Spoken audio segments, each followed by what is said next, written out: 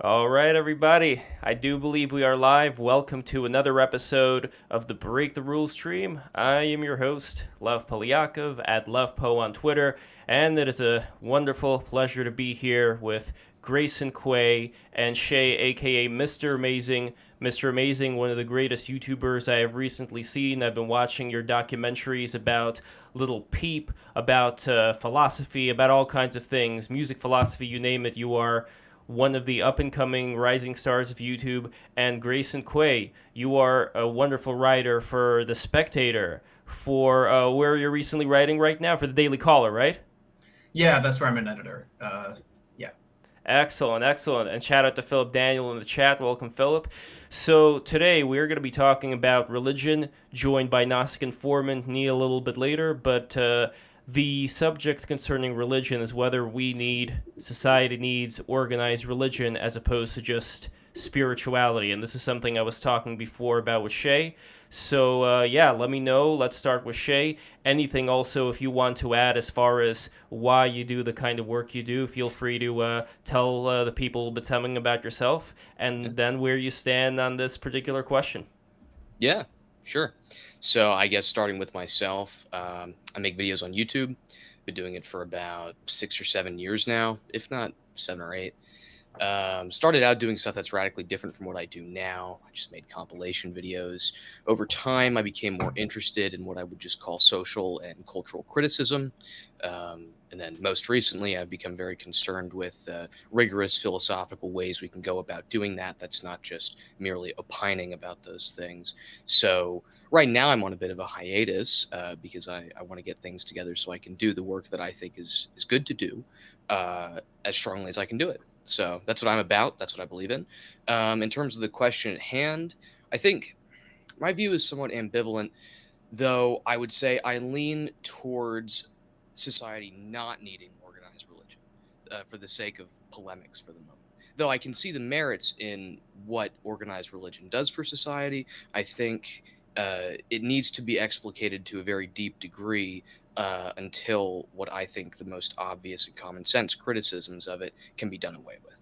So that's By the my way, thank you. Before we get started delving into all this a little bit more, I am noticing a little bit of whistling going on with your audio. I'm not sure if it's the right mic. Would there be any way when Grayson is going to be speaking for you to try out either a different mic or something? I was not expecting that whistling sound to come in. I don't know what it is. Grayson, do you also hear that whistling sound? Am I the only one? Am I going crazy here?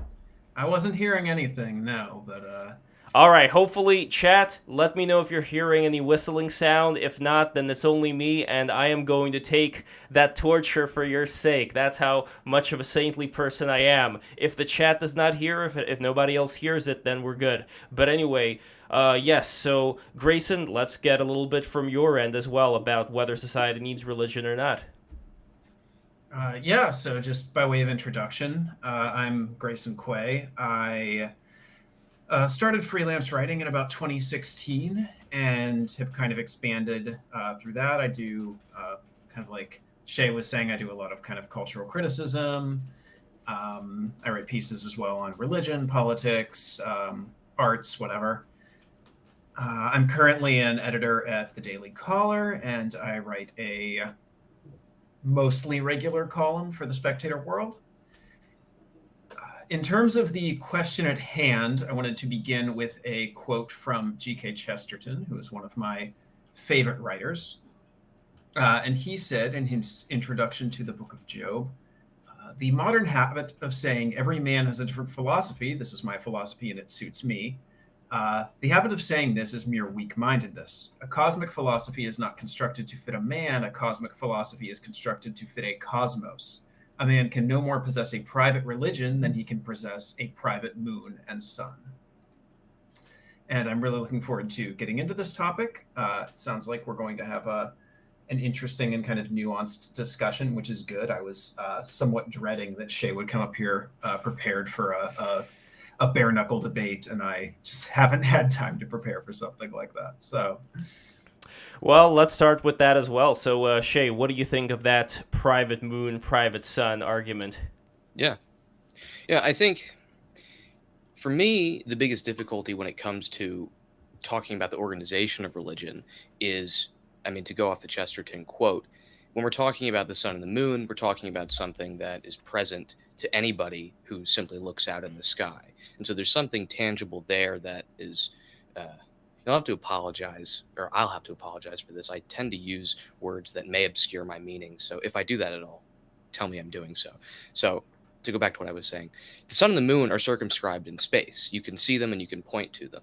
Now, in religion, we're usually talking about things that are not so circumscribed. We're talking about abstract metaphysical posits.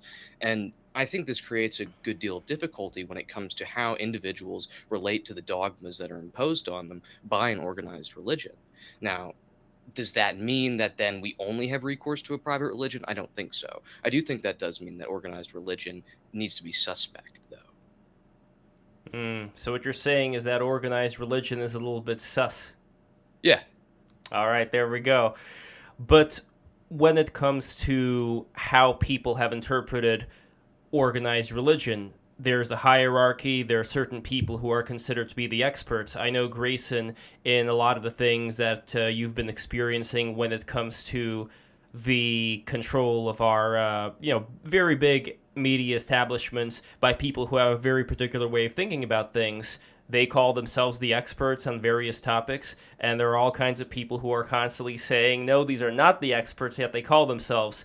That's always been a big problem for me with organized religion, that one set of experts says one thing, another says another thing, and it's just going to be up to, I guess, chalking it all up to faith, as opposed to the other route, which is gaining wisdom from within oneself. So where do you personally, before we continue on this, where do you personally fall within that spectrum of seeking wisdom out through various personal means versus subscribing to what's already been written? Is this one to me? Yes, it is. Sure. So what I think is that what you're referring to, the idea of seeking after wisdom kind of with one's own resources and on one's own terms, as opposed to accepting dogmas handed down by these religious experts, is a tradition that has existed and has been tried and developed. I think that what you're referring to there is in many ways the Platonic tradition, which is this idea that through kind of contemplation of higher truths, one can ascend toward an appreciation of ultimately the form of the good. That is something you can perceive with your sort of natural faculties, that it's something that's inborn into all of us, and we simply have to discover it through contemplation. The problem with this, I think, is that it ends up being a very elitist form of spirituality. You can see a form of it develop within Christianity as the Pelagian heresy, which interestingly is often miscast in modern discussions as a more lenient or enlightened form of Christianity, in the sense that it relies more on one's own efforts rather than a superadded divine grace. But the problem with that is, if you look at the actual writings of Pelagians, which granted are mostly preserved in long quotes and polemics against them, you'll find that it's this very harsh and elitist form of spirituality where you essentially had a highly ascetic and highly educated elite who were incredibly well read in theology and in Neoplatonic philosophy. And these people said, because we have perfected ourselves and are seeking after the good to the exclusion of all worldly things, we are the ones who will be saved. And we have done this through our own efforts and through our own contemplation. And, you know, if you're Pelagius, maybe that's great. But if you're a British peasant, at the same time that he's writing, that's probably not so good for you. You probably don't have the leisure or the education to experience that, but you can walk yourself down to the local, rough-hewn stone parish church and have the priest say hocus pocus and place the body of God on your tongue. Now, I'm not going to say that this peasant had a perfect understanding of what was happening, or had the rich understanding maybe of theology that that his Pelagian contemporaries may have had. But I think there's something to be said for organized religion as having this somewhat leveling influence and militating against this elitism that can emerge from individualized spirituality.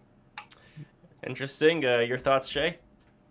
Yeah, I mean, I'm not too familiar with many of the early heresies, but I do think that is an interesting example, pitting the idea of a kind of self-cultivational elitism, forming a kind of coterie of the elect, so to speak, against what is widely distributed in terms of, we could say maybe a bottomward descent from the upper echelons of the church hierarchy to the underlings, so to speak. Yeah, I mean, I think that's a difficult issue because, from my view, unless the dogmas that are believed in are in some sense still, for lack of a better word, democratically decided upon in some way or another, I still think there's something that has to be suspect about that. I don't know what you think about that, but I mean, in terms of like that dichotomy that you're posing, Grace, and I totally agree that at that level, organization is certainly a better model than a model that subscribes to every individual for themselves, a kind of isolated collecting together, then such that some people are better than others. There's an elect and a damned. I think that's easily at the worst end of the spectrum. Grayson? Yeah.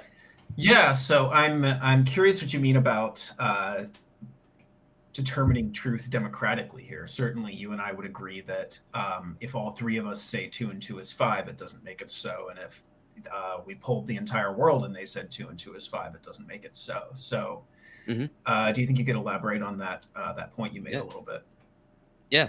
So something I really appreciate about the history of the Catholic Church is that dogma is by and large determined by church councils. Of course, the Pope can also speak ex cathedra, but councils are, for instance, as far as we know, the means by which the Bible itself is situated. Now, there is a certain degree of elitism that goes into, even today, the way bishops are elected, and of course they have to go through seminary. I don't know how that happened 1,500 years ago. I have no idea. But, I mean, of course, I can't really speak to the necessity with which I would say this because I don't go to church that often, but at least intuitively, in terms of what I think is best for the way we talk about these kinds of things, there should be a greater degree of openness with which the metaphysical disputes that go on in a church council are open to the rest of the world. Now, do I mean something like live streaming that? Do I mean like a referendum? Probably not, because at this point in time, I don't think the education that's requisite to participate in those disputes is quite as widespread as it needs to be. But, it would be really nice if that did happen and if that education was widespread and then if there was greater openness to that kind of thing. Does that make sense? Sure. Yeah, I have a response to that, but Lev, I'll let you welcome our new guest here. Yes, so right now we have one more guest coming in here, the great Neil, Gnostic Informant. Very long time, has not been on BTR, now finally back on BTR. Welcome, buddy. It's a great pleasure to have you here with us. And I think this is a good time for you to come in because we were just talking about, Grayson was pointing out the Pelagian heresy and pointing out this tendency of these people who think that they're in the elite, who think they're all like these know-it-alls, to determine everything else for everybody else. But while I don't know that much about the Pelagian heresy, isn't this the problem whether we talk about Martin Luther or the other people talking about the elect, or if we're talking about corrupt priests, having people buy their way into heaven? This seems like something that would transcend any particular heresy. This seems like something that's part and parcel. We have Kirill in Russia, the patriarch there with his $1 million watch, his Rolex. This is something that's part and parcel to every single organized religion. So why single this particular heresy out, first of all? And second of all, is this not the big problem here when it comes to organized religion? You're always going to have within this hierarchy this corruption that's going to make it a lot worse for the people below. So I don't know, Gnostic, I know you weren't here from the beginning, but with that being said, to kind of bring you into this conversation, would you have any response to what I just said? Yeah, sure. My response to that would be, to go back to early, we're talking about Christianity, right? Or we're talking about... Yeah, Christianity. Although religion in a broad sense, but we're specifically talking about Christianity at the moment, since this is something that's a lot closer to us. Sure. Well, if you go back to the earliest Christians that we can see in history, in the historical record, through like the church fathers passing down what we have, also archaeology, Nag Hammadi, stuff like that. the farther back you go, the more variety you get. So early on in the early 2nd century, end of the 1st century, you have different groups in Egypt, different groups in Syria, different groups in Asia Minor, and they have their own way of sort of getting at this new thing.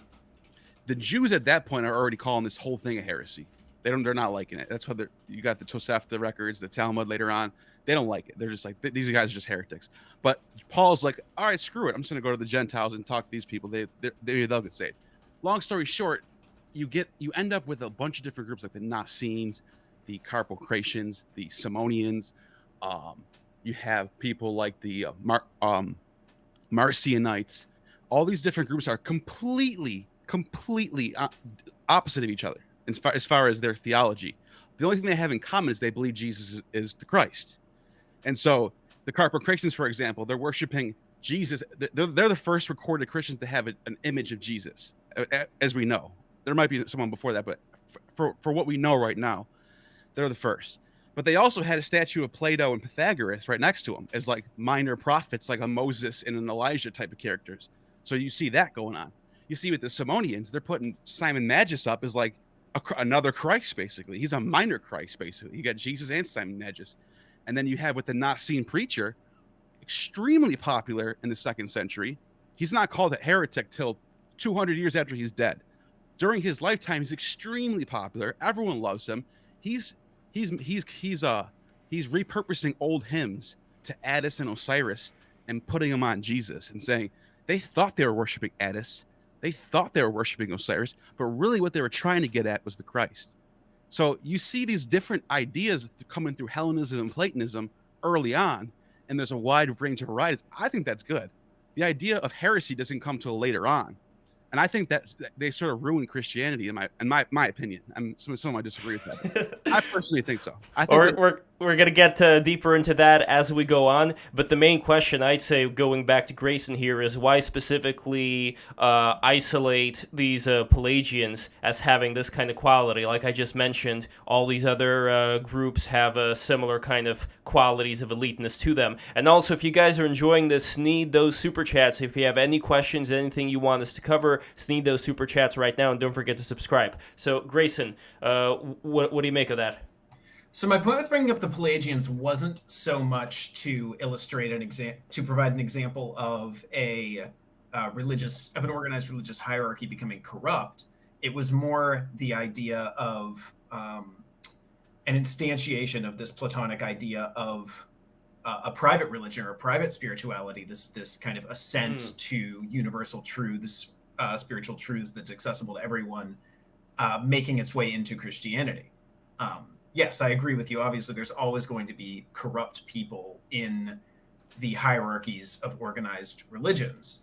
The difference, I think, between someone like Patriarch Kirill and Pelagians, who were in authority in the church in certain places for a time, is that Kirill does not make a claim that he is spiritually superior to a devout, illiterate rural Russian peasant.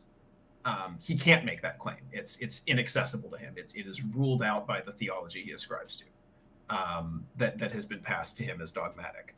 And that means in 100 years, maybe this illiterate Russian peasant will be venerated as a saint, and Kirill, people will throw rocks at his grave.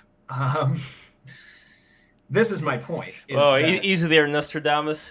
Go on. Yeah, my point is that. So my point is,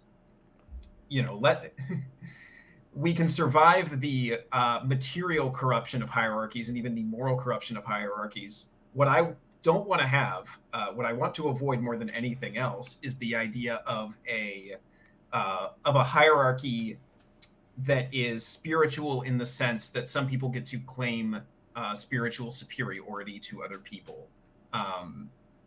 In the sense that because I am more enlightened, I am more than you, I am greater than you. And I think that the benefit of having a dogmatic organized religion, especially in the case of Christianity, is that it ties people together in these bonds of solidarity. Interesting, though. I want Shay go first. I would love to hear what you have to say. And let me just add. Sure. There are great scholars in Christian history. like Origen or Tertullian, who Tertullian pretty inarguably becomes I believe, a Montanist, which is a heresy, although I'm sure Gnostic has things to say about that. Origen just kind of has some strange ideas about certain things and also castrates himself. But these great scholars in Christian history are not saints. And then there are people who could not even read who are venerated as saints to this day, who were their contemporaries. So that is my point, is that because this is not a private spirituality that you have to ascend through private enlightenment, there is that sort of democratization of... Interesting. So, Shay, yeah, let me know what you think, and then Gnostic. Yeah. I mean, I suppose my concern is a bit tangential, but I would still say it is relevant. And it's the fact that, to use a relatively niche example, though in the case of Christianity, it's certainly relevant. You could pick up something like the relationship between God the Son and God the Father, and the relationship of the dual hypostases in Christ, and you could ask how that is concretely going to bear out for practice. That is, for the individual and then even collective practices of local parishes.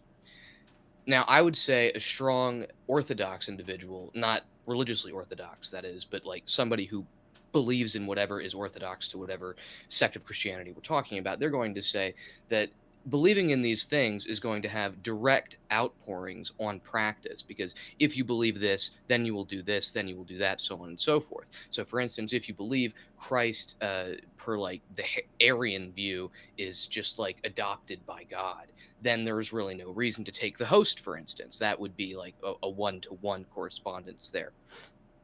But what I think is at issue then is part of Christ's message in the gospel is lost when this kind of doctrinaire thinking is present in organized religion. That is to say, when Christ is concerned, for instance, with throwing out the money changers from the temple, right? Something like that is very easily obscured with these centuries-long debates about the dual hypostases of Christ. I think that's a problem, and I think that organized religion makes that problem easier. So this isn't directly bearing on anything you said, Grayson, so I apologize for that. But I still think it is relevant. No, that's totally fine. And what I would say in response to that is that especially in the 20th century, there was this big scholarly project of the search for the historical Jesus. Let's really read the Gospels and let's figure out what Jesus actually said and what was written in later and put in his mouth by church leaders who wanted to further their own agendas. And what we figured out pretty quickly is that, conveniently, the historical Jesus shares whatever the theological and political priorities of the scholar investigating the historic Jesus were. So when you say, like, okay, Jesus and his sort of direct and authentic teachings have been obscured in some way by these centuries of theological debate and discernment, I think, in fact, it's the exact opposite. I think that in many ways, if you just take Jesus apart from any authoritative structure for interpreting his teachings, then Jesus just becomes a Rorschach test for whatever you happen to like, which is how you get, hippie flowers in his hair Jesus and AR-15 Jesus. I really want Gnostic to go on either one of those two things, because right now you're talking about Jesus, but before we were talking about the Irenaeans and this particular difference you noted in organized religion provided for the peasants to be venerated as saints and not having this top-down hierarchy of, oh, we're Mr. Smarty Pants over here and you people below are just like the low-life peasants. So I don't know. Neil, whichever one of those you want to take, go right ahead. I just think it's ironic that the message that Jesus gives out when he's up against the Sadducees and the Pharisees is a message of, being circumcised in the heart and not in the flesh, like that attitude. Whereas like the logos, even before Jesus, the concept of the logos was like all pervasive truth and wisdom, like without any basically like assigned laws. Like you are that, like there's nothing wrong with the laws, but you do those anyway. But like, for example, when he says, okay, it's on the Sabbath and an animal falls in the ditch, you're going to pull him out. Like, come on, it's common sense. We don't have to follow, these laws are good, but we can use our common sense. It's on the logos. Let's be real here. I think it's ironic that you go from that to this centuries long debate on doctrine and all these like little details, and it's missing the point, I feel like, if that makes sense. What would you say the point is that's being missed? The point he makes it very easy. Believe in him, and that's it. And then everything else will follow. Like, that's your only real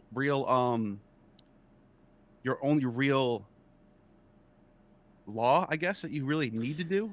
So everything else you're throwing out. No, you're not throwing them out, but I'm saying it shouldn't be the biggest concern, is what I'm saying.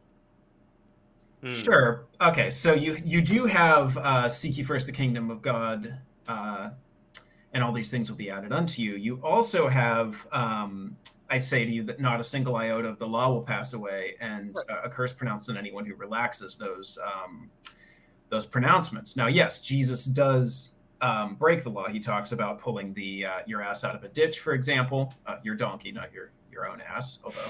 And not just to do it. You could pull your own ass out. Not just to do it, just to be an asshole. To do it because that's common sense in the situation.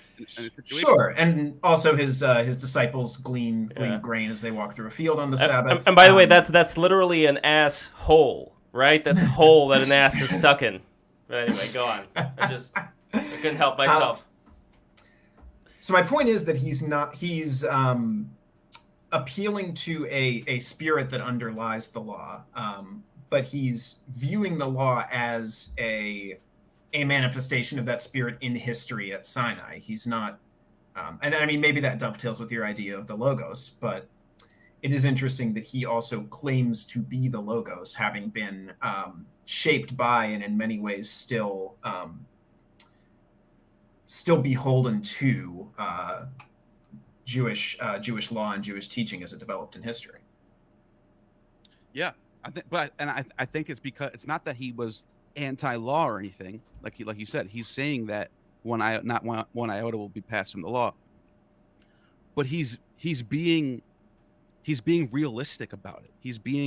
He understands that is not what it's all about. It's all about the love and the faith of God. It's not about like the idea of the Logos is that you don't need to be prescribed laws to, like, when you're prescribed laws, you're trying to be somebody that someone else has prescribed for you. You're trying to fit what the book tells you to do. When you're circumcised in the heart and you don't even need the law, you do those things anyway, just automatically. That's the whole point. You don't need the laws. You don't need the books. It's great. Those are all good stuff. That Moses handed those down. We should keep those there. But if you don't need it, you don't. If you have that already inside of you, you won't even need to read it once because you'll just do it anyway. So what would you be, given that, what would you be objecting to within the modern practice of, I don't know, say Roman Catholicism? Well, I don't really have a problem with today's Roman Catholicism. I really don't have any problems with it. I just think that, well, going back to the original subject, it's not so much whether no. It's not so much whether there is problems. It's more of whether we even need a lot of these organized religions today. So I want to make sure that we circle back to that particular subject. No, I think that's a good point. I think a good question. I think the Roman Catholic Church has its purpose. It has charities that it takes care of, and I don't have a problem. People love the Catholic Church. They get fulfillment from it. I'm not trying to take that away from anybody, but I think other outlets are just as viable or useful, if that makes sense. I see what you're saying. Yeah, and I was curious about a remark you made earlier where you said that the idea of heresy ruined Christianity, and I would say that today you have your wish, right? There's 30,000 different Christian denominations, and probably a new one was founded while I was speaking this sentence. So do you see that as an improvement or as like a course correction? Absolutely. I think, and you don't see the Catholic Church or the Pope today going after heresy anymore. So it's like, okay, at least that's a good thing, right? They're not, That's not like it's not like it's 1300s anymore. But isn't the truth being obscured then, you'd say, if there's all of these different things that we get to choose from, how do we really know which one is the real one? Unless we're assuming they're all true, which they can't all be true at the same time, right? Why Like, not? I don't know, Shay, when it comes to all of this multiple choices that people have, if the end goal is for us, to know the truth, find the truth, or is it to just live in peace? Like, I don't know where our priorities lie here, but I guess the initial question is, for the majority of people, what would make for a better society? I guess it wouldn't really be to seek the truth, would it? It would just be to pick something and have it work for them, but have it be something that would be able to function in a society where there's so many different choices, so many different distractions. So that's kind of like the thing that I want to narrow in on, and curious what you think. Yeah, I mean, for me, when we're talking about choices and we're talking about heresies, I think it comes back to this question of the doctrines that one is believing in when one is picking between one sect of Protestantism or Orthodoxy over another. For instance, a lot of my family is Catholic, but one of them married a Moravian. I don't even know the difference, but apparently they predate Lutheranism. But they're not Lutheran. They're different somehow. But this is a subtle difference of doctrine. And this again comes back to the point I was trying to make about the relationship between doctrine and practice. And when we're talking about what exactly religion is supposed to do for practice, if we don't have a view towards that, and we don't have a view towards the individuals who are practicing the religion, reforming the doctrine that determines practice, then I don't see the point. Yeah, this is one of those things that I can honestly, to be perfectly honest, I get frustrated with certain Christian thinkers on this, where they'll take a particular doctrinal dispute that was resolved in a particular way and say, okay, because of this particular doctrinal dispute, this affects, the actual practice of the church and even like Christian morality down through the ages in these concrete ways. Eastern Orthodox Christians famously tend to do this with the idea of adding the Filioque to the Nicene Creed. Here's all the ripple effects of adding the Filioque. And to be perfectly honest, I truly don't understand the distinction between the Holy Spirit proceeding from the Father or proceeding from the Father and the Son. Is that the Filioque? Is that the Filioque? Yeah, this is a dispute between the Roman Catholic and Eastern Orthodox churches, and this is a side note, but the Roman Catholics are happy to grant that exception or that difference to the Eastern Orthodox. They don't see it as making an earth-shattering difference. The Orthodox have kind of staked their claim on this and say that it has all these massive ripple effects. I have trouble seeing those, and I think that a lot of the time that's based on conjecture. So, your objection is well taken, Shay. Yeah, and I mean that's the problem I'm trying to raise, though, this problem of ripple effects and the fact that people who support doctrine are still going to try to point it out, that even the subtlest difference of wording can somehow have ripple effects for doctrinal practice. I don't know. I think that's an issue for institutionalized. Sure. I mean, I'm not willing to throw out the entire idea, though. For example, I think that the rejection of Arianism, for example, the idea that you had a being that was fully God and fully man, that Christ, the baby in the manger, was the God who created the universe, does have striking implications for our view of material reality and of the human body that I think are paying dividends down to this day.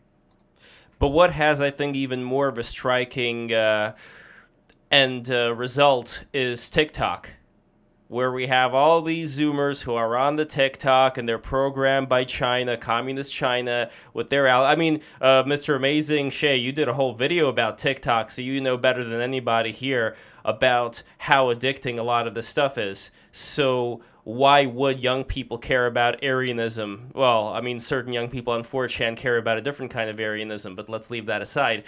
When it comes to getting the next gen interested in culture, interested in community, going to church on Sunday, just having some kind of a semblance of living in the real world as opposed to living in the pot and eating the bugs. That's the big challenge that I want to address here, because they see Christianity, they also see things that are saying, well, Jesus never even existed. Why don't you go with Buddhism? Why don't you go with Hinduism? It's like, what exactly would lead me to believe that this is correct? that Jesus is correct. I'm just, you know what, I'm not going to bother. I'm just going to go on TikTok. So this is the crisis today. How would you guys, all of you starting with Shay, but how would you guys address that particular problem here? Yeah.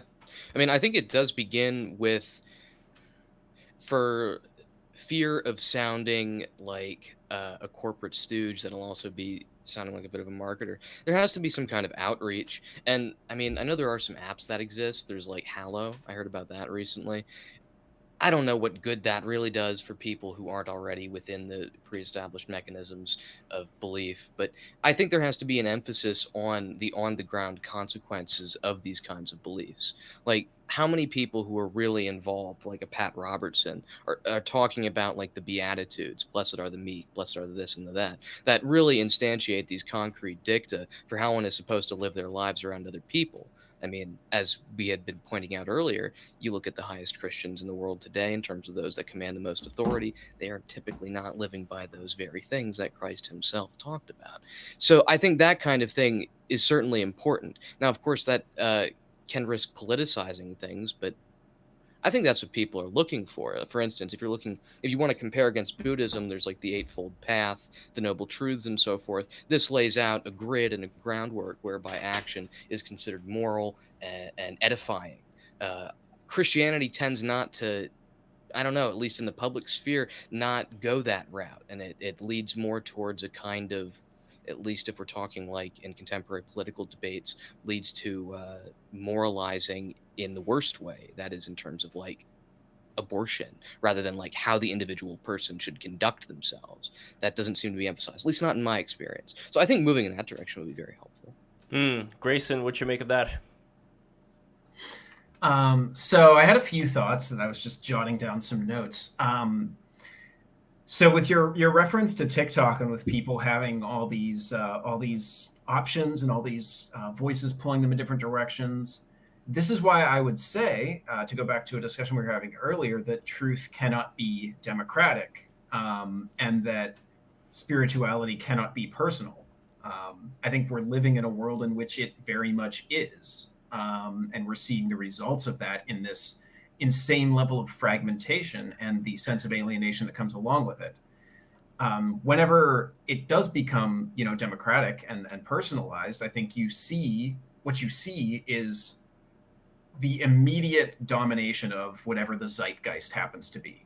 So there's this movement toward synodality that's happening among Roman Catholics in Germany, where they want to create kind of a congress of the laity that can vote on matters of doctrine and practice. And of course, what do they vote for? Well, of course, they vote for ordaining women and blessing gay weddings. And I'm not wading into those issues, but of course, those are things that are condemned in historic Roman Catholic doctrine and are celebrated in the modern zeitgeist. I said something similar with the historic Jesus idea, and I think it's not a coincidence that the churches that are the most resilient to the zeitgeist are the ones that are the most established and institutional, specifically the Roman Catholic and Eastern Orthodox churches. You see evangelicalism, for example, going woke at an alarming rate. The mainline Protestant churches have been toast since the 1960s. So I think that when you deinstitutionalize these things, or even when you loosen the power of doctrine to bind those institutions across centuries, what you see is just the triumph of the spirit of the age, just whatever happens to be polling well at the moment. And I think that should give us pause, because there are times in history when what is polling well might be slavery or eugenics. There was, I quoted G.K. Chesterton earlier. Chesterton wrote a book in the early 20th century against eugenics at a time when opposing eugenics would have been equivalent to denying climate change today. Like, what are you talking about, bro? It's just science that we need to sterilize everyone below this IQ. And he's been vindicated with time, but he made this stand on the grounds of at that time, 1900-year-old Christian tradition as expressed dogmatically through the Catholic Church over time. Now, I have a question for you on that, actually. Do you think that is a hard and fast dichotomy, that there is what's I mean, to put it in, let's say, philosophical terms, eternal and absolutely true on one side, and then what is just changing and becoming and forever changing on the other. Like, is that the only way to, let's say, cut up all possible contenders for what is true for now within the sphere of religion and spirituality? Like, is that the only way we need to look at it? Because I would say we don't. I think there can be things that become progressively more true with time, and I think there are aspects of even the church that would say that that's also true. So I'm just curious what you think about that. Yeah, no, I'd reject that pretty strongly. I think that our understanding of certain things can change, and I think that it's very difficult often to separate out what our cultural preferences are from what the absolute and eternal truth is. Um, vitae slavery, for example. Mhm. But no, I think that I think, and I strongly believe. I mean, I earlier I was reciting the creed during our sound check, and I stand by that, even though it was promulgated 1,700 years ago. I think that our understanding of eternal principles and our application of them can change, but I don't think those eternal principles change. Mm. Would it be fair to say, and I want to get Gnostic in this as well, would it be fair to say that the eternal principles, they may not change, but maybe the particular figures who were involved with those principles and the particular methods of getting closer to those principles, those are subject to change? For example, again, like I always bring up the whole other planets thing, which, some weird people scoff at, and I don't think they should, because if we look outside, see all these galaxies, all these planets out there, surely there's life there, and if there is intelligent life out there, they probably did not have a Jesus Christ, but they may have had something else occur there that led them to similar conclusions. So I always bring that up, and I don't know, Neil, what is your take? Because you've been through the ringer. You were a more Republican-leaning, very heavily mega-church attending young gentleman, and then you all of a sudden changed, started learning Hebrew, and just went crazy.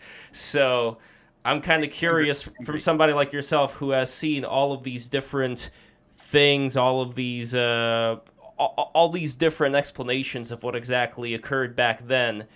What would you make of these eternal principles versus, as I said, attaching those eternal principles to particular things that may be more flexible? So I don't know. I mean, don't you think Christianity itself is a change from the norm before it? I mean, you have this. Even the Pharisees even during the Second Temple period, during the Pharisees, they were before the Pharisees to adopt Greek mythology or read Plato and incorporate that through the lens of the Torah. That would have been blasphemous. And the Pharisees were doing that in the 2nd century BC, 1st century BC, up until the time of Christianity, where you have these Christians coming along, and they would have been the equal to what we call today an SJW. I think. I mean, they're talking about putting women in certain positions in the church, all these things that wasn't happening before, that all of a sudden is allowed. Circumcision, just get circumcised in the heart.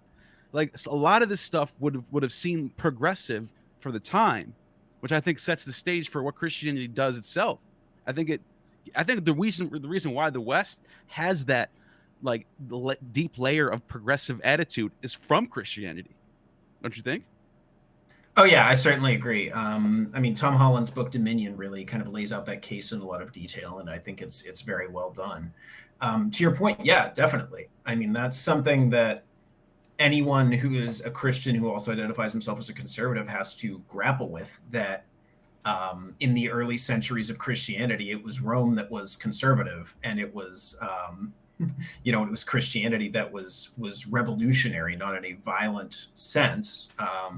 Christianity always eschewed violent revolution, but in the sense that, yeah, Christianity was mocked. We have records of Roman elites mocking Christianity because it is the religion of women and slaves, the two most low status groups in ancient Rome.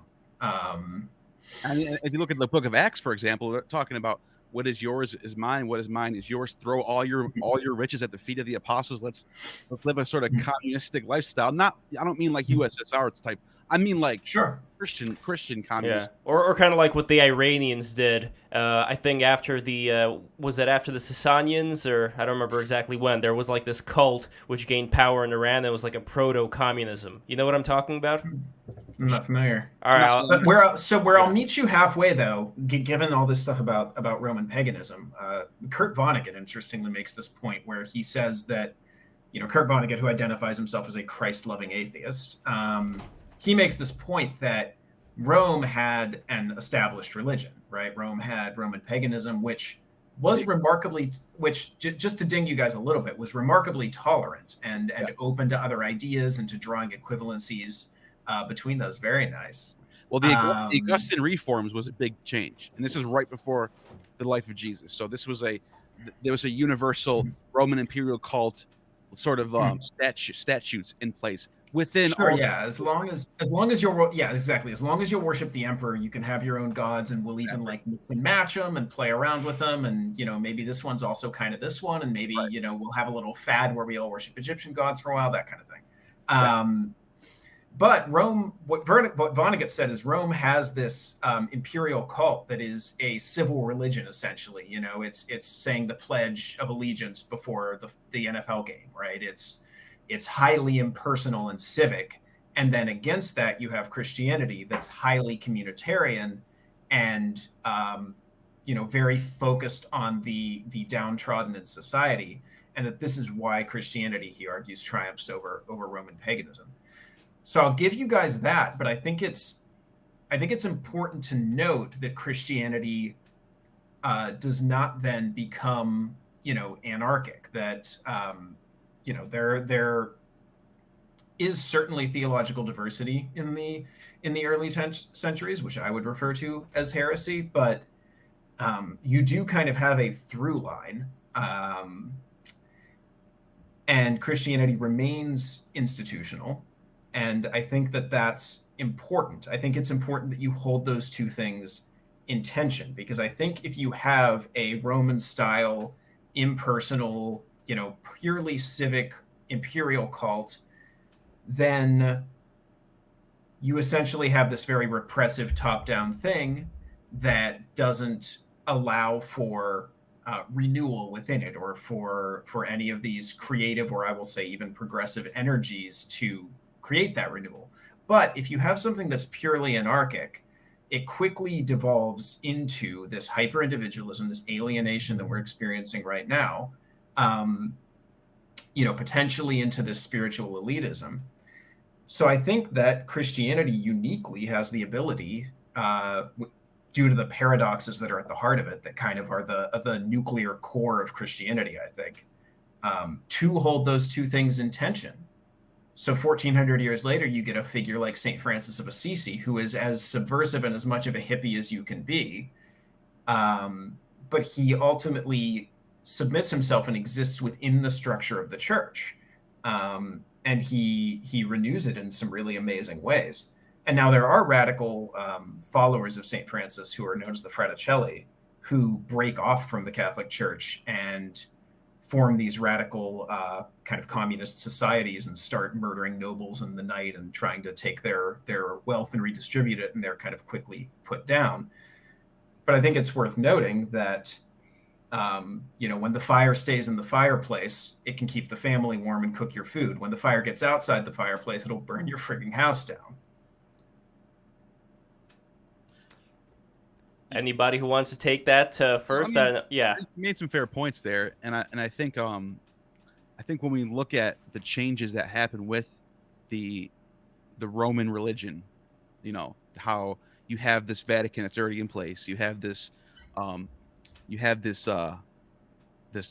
temple of Vesta with the women there, and this Vestal sort of virgins. They all sort of get converted over to Christianity in their own ways, where you still have that same sort of ecclesia. The church is still there, because that church goes back to before they were Christian.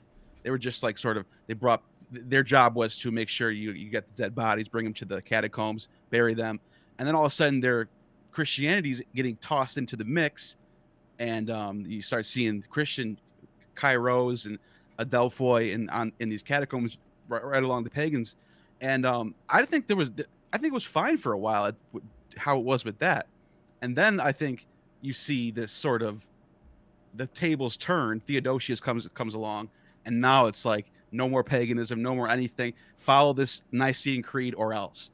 And I look back at that little threshold of 50, 60 years between Constantine and Theodosius, and I'm like, I think they were fine during that time. I don't see why they had to change that. It wasn't TikTok. That's what you're saying. Like it was not as bad as TikTok. Yeah, TikTok you don't need TikTok for all that. It's just people that are free to worship their own thing, and I don't see a problem with that. That made sense. I don't know if that made sense or not. What do you guys think? I know we haven't heard from Shay in a while. Curious what you think. Yeah, I was gonna say I think it raises an issue of the problem of social and cultural totality, in that if there was a universal religion at the time of the Roman religion that was centered around the emperor, and then there was a moment of decay when there was pure splintering, then there was another moment of recentering around the figure of Christ. I mean, if that is the narrative you want to paint, then you have a question of, well, was there a fundamental condition within the Roman religion that led to its splintering and that led to the possibility of the ascent of Christianity? And then can that same set of conditions arise again? And has it already arisen now? And then what will succeed Christianity, if anything at all? Or is there a set of moves that can be made to restore Christianity to a place that it had, let's say, God, even 300 years ago? I don't know. But I think that kind of question is seemingly being posed. Well, also back then, people didn't have, obviously, the technology of something like TikTok to waste their time with, and they had a lot of busy work that they had to do around the house, farming. It was a very hard life, and by no means am I putting rose-colored glasses on about how people lived back then, as I know a lot of more reactionary people like to do, especially on the internet in the comfort of their own homes, think about, oh, it was so much better back then. But that's kind of the double-edged sword, though, because they're also addicted to 4chan, and they're addicted to all of these stimulating things. So in a way, I can understand their point, too, that religion, what it does do is it brings people all into one room where they have something that unites them as opposed to separates them, which is happening today. So the question is, what exactly is going to be this new thing that's going to unite them? Personally, I mean, this may be jumping over too far here, but maybe we're at the point right now with an unprecedented amount of technology that we've never experienced in all these hundreds of years, that we know of, that maybe the next step would be something that would be as fantastical to us as the technology that we have today would have been to people in the Middle Ages, where maybe we can know what exactly all this is about. And that's going to, I think, solve a lot of problems as well as create a lot of problems too. I don't know, that's kind of a side tangent. I don't want to dwell too much on that, but that I really see as kind of being the only way, other than, just like having a complete destruction of society at a certain point when somebody presses the wrong button, and then we're back to square one. So I don't know if you guys have any thoughts on that, and then I want to go back to the initial subject. Well, this is interesting. That's sort of the Heideggerian idea of like only a god can save us, right? Where he kind of sees epistemically like what Western civilization especially, but civilization generally, going on this path of increased skepticism, increased individualism, increased alienation, which will culminate in pure nihilism, and then some sort of renewed way of being in the world will emerge, which he sees, hence only a god can save us, as like almost comparable to a new incarnation or a new like emergence of Christianity. Similar kind of idea to William Butler Yeats's poem The Second Coming, right? Like, something like, this can't go on forever. Something's gonna happen. What is it? Like, two more weeks. Yeah. Not to interrupt. It's like you. that. Yes, Shay. Yeah. I was just going to say, I think there's something very comparable there with the oft belabored phrase that goes around in political circles to the end of history, right? That's kind of what has happened. Just endless one thing after another. No unification. Yeah, and it reminds me that there's that Louis C.K. bit where he's like, "Oh, what did the people in BC think? Like, oh, it's year 5, now it's year 4, now it's year 3. What's gonna happen?" But I think that, to your point, the end of history, at least as kind of presented by Francis Fukuyama at the end of the Cold War, rest in peace, Mikhail Gorbachev today.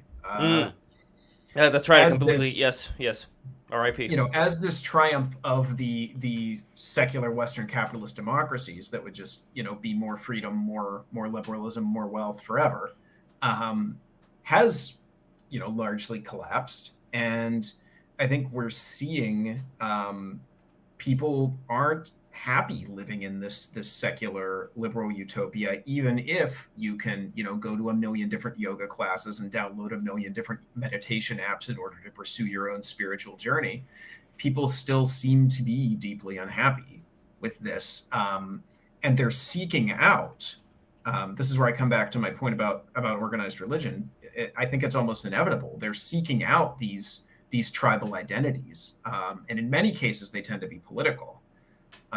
So on the left, you have a purportedly secular social justice cult that's as dogmatic or more so than the Roman Catholic Church, and it doesn't wait centuries between councils. It makes its ex cathedra proclamations. It seems like every 2 weeks there's something new. And then even on the right, you can see these political cults forming. It's a little harder to see because in many ways, American evangelicalism has lashed itself to the Trump cult. But if you go back to 2015 and 2016 to the early primaries, and you go beyond just people who self-identify as evangelical, the less you went to church, the more likely you were to vote Trump in the primaries. The people who went to church every Sunday all voted for Cruz in the primaries. Yeah. Well, Neil, you have a bit of experience here. Trump was becoming a substitute for their lost religion, essentially. Well, Neil, I wonder, can you comment a little bit on that? Because this was like your crew, right? Like these were the people that you were hanging out with, going to church, and they were voting heavily for Trump. Oh, for sure. I mean, I don't know what you want me to say. I mean, what he said is pretty much correct. Is that once Trump got that torch for the evangelicals, he still has it right now. I mean, he's not. That's their guy, But I do have something I want to ask. I mean, I don't know how we measure happiness now compared to like some other century before, as in like individualism versus a theocracy. For me, it's hard to get to how do we measure that? How do we know that today everyone's not happy compared to another century? You know what I mean? Like, what's your methodology of getting to that thing? Well, I mean, I'll quibble slightly with the use of the term theocracy. Theocracies are incredibly rare in the Christian West. The only real examples that come to mind are the Papal States in central Italy, which the Pope rules as monarch, and a few small, like prince-bishopric states in the Holy Roman Empire. Essentially, in the rest of the realm, you have the separation of church and state, which is why you can have, in the 1100s, Thomas Becket excommunicating King Henry II and being murdered, and then King Henry having to go and be lashed by the priests in repentance, which I think is the ideal model of church-state relations. But moving on, I think that to talk about happiness, I'm going to invoke G.K. Chesterton again. He has this great illustration where he says, imagine you have an island in the middle of the sea, maybe 30 feet across, and you put 10 children on this island, and there's a big fence around the edge, and then it's a 100-foot drop down to rocks that'll kill you. As long as that fence is there, the children can play on this island. They can play as rough as they want. They can run around and tackle each other and roll around in the grass and close their eyes and play Marco Polo or whatever they want. You take that fence away and you come back and you'll find those children all cowering in the center of the island. Because without the wall, they have less freedom. Without those barriers erected, they actually can't be free. So what you're saying is that we have to build the wall. I think we have to build the wall, yeah. I would add to that, and I would say I think most religion And I would go so far as to say philosophy too, at least for some people that conflate philosophy and religion, like the Stoics, or like maybe Kant and Hegel would do that too, maybe to a lesser degree. But all of that is an attempt to circumscribe the limits of reason and thereby to circumscribe the limits of practice so that we can live in a world fruitfully and healthily with an awareness of what we cannot do. And so that we do not tread on what we cannot do and thereby do not kill ourselves. So I think you could radicalize that and say that, in some sense, all theory, perhaps with religion at its apex, is aiming at just that.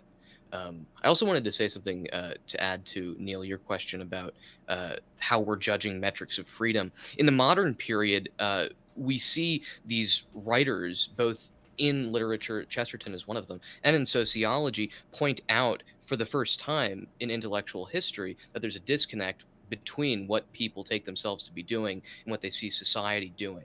Durkheim, for instance, christens this anomie.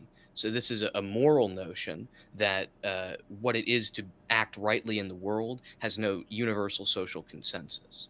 And so there's not really a judge of happiness there, but it is a judge of what it is to be in the world as a free agent. And this only becomes an outstanding social problem with the beginning of the secular age, so to speak. Yeah, and I'm thinking of a Sumerian tablet that's in a museum somewhere. I really can't say where it is or not, but I remember reading the translation of it, and it was basically a guy, I think it was a priest, somebody complaining about society and how everyone's so degenerate. I think Everything's that's so the earliest. I think that's the earliest written record we have. Yeah. So you know what I'm talking about then. Okay. But so when you look at that, don't you think this is just sort of a recurring theme that every generation feels? Usually, Neil, I would be with you. I'm usually the guy who says exactly what you're saying right now, that you people are complaining too much. What do you mean, you people? But anyway, how I would give the devil his due about that is to say that maybe that was the quote-unquote degenerate time of that particular epoch, and then, the strong men came, and then the weak men came, that goes on and on, meaning they weren't wrong, and neither were certain people not wrong when they were complaining. They were not wrong about their maybe particular time, and then that time went away, and like a new time started, and so on. Could that be an explanation that both justifies what you're saying and at the same time, I don't know.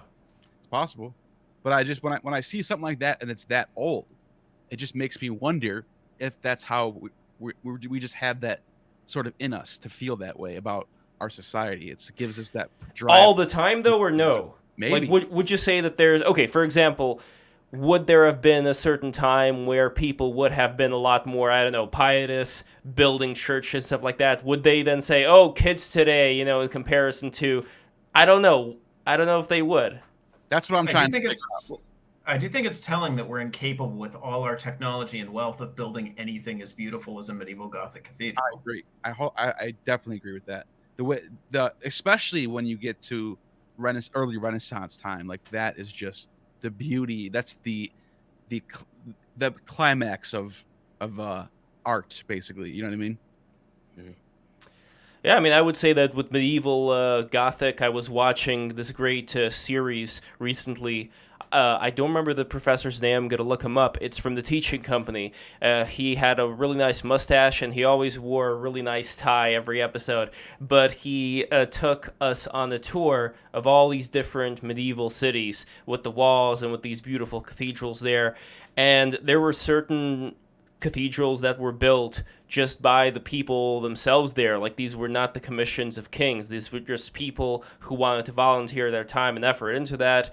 And you also had hospitals, and you had all these things that would be considered to be very socially aware things to help out the pilgrims that were traveling through the city. And so all these things I definitely respect. The only problem is that those are the good things that I know about that time. I don't know the bad. I don't know how the average Joe that was living at that time, how exactly they were being, how much their human rights were being violated. And I know there are people who say, well, that doesn't matter. At least the whole society was cohesive or whatever. But still, I can't really talk about the past without this giant gap in all of our knowledge. Like anything, I think, that's older than 200 or 300 years old, we know so little about it. Even with the amount of text that we have, we just don't know. We just don't know how exactly a lot of these people lived.